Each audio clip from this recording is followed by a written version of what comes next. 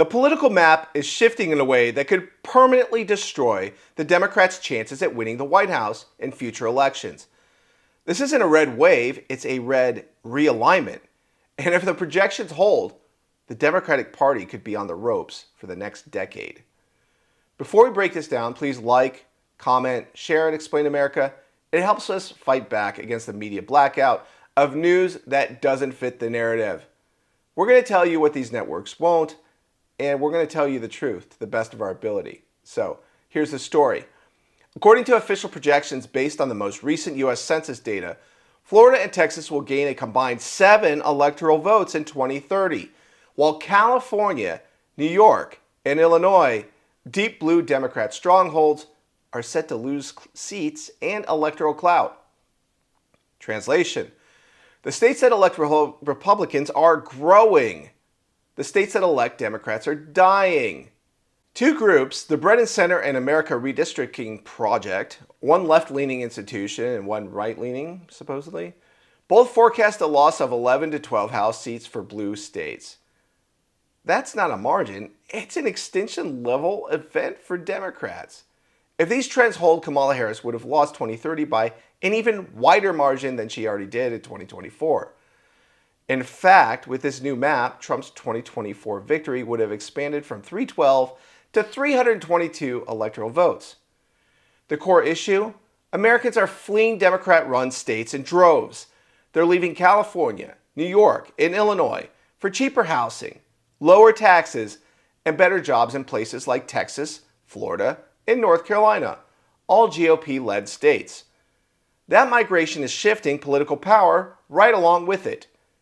And while Democrats cling to their shrinking coastal enclaves, Republicans are picking up strength in the South, the interior, and among working-class voters, especially Hispanic men, whose support for Trump surged from 2020 to 2024.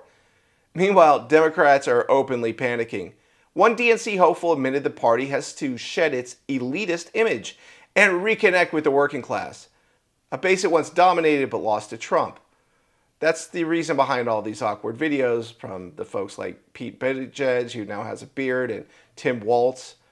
But this isn't just a bad news cycle for them. This is a democratic and demographic collapse for the left-wing party. Americans are making it clear to them that they don't want to live in blue states. They want to rebuild their lives in Republican territory. And there's a good reason for that.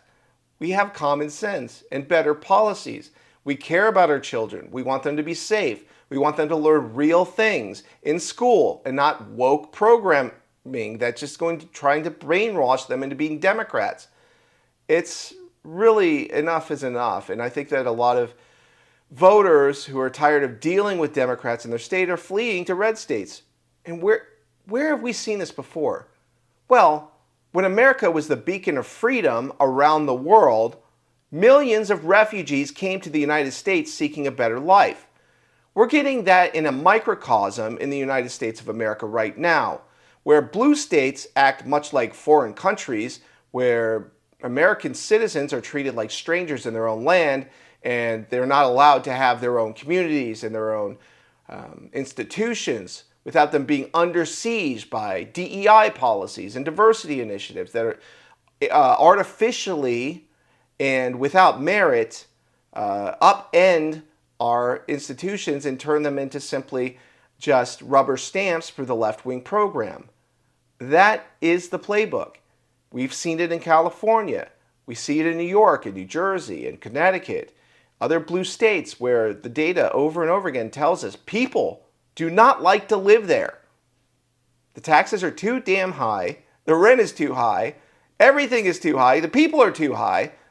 And it's time the American people make clear to the Democrats that they are running their states into the ground, and that's why they're running the country into the ground. So one way for them to lose power is for them to lose population. And that's exactly what's happening now. People are voting with their feet. And if that isn't the most damning thing that you can say beyond all the hyperbole and rhetoric that you're going to see in the media, regardless of the network, well, that is as damning as it gets, because the Democratic Party, They're imploding as a brand, and they're imploding in terms of their population. So the America First movement, it might have to be a red states first movement, and we'll have to build from the inside out, bolster our institutions in our states, in our communities, homeschool your kids, do whatever you can do in order to make sure future generations know where America's real roots come from, and they know the direction that we're heading. And that's towards freedom, constitutional government, and accountability. This has been Kyle Becker for Explain America.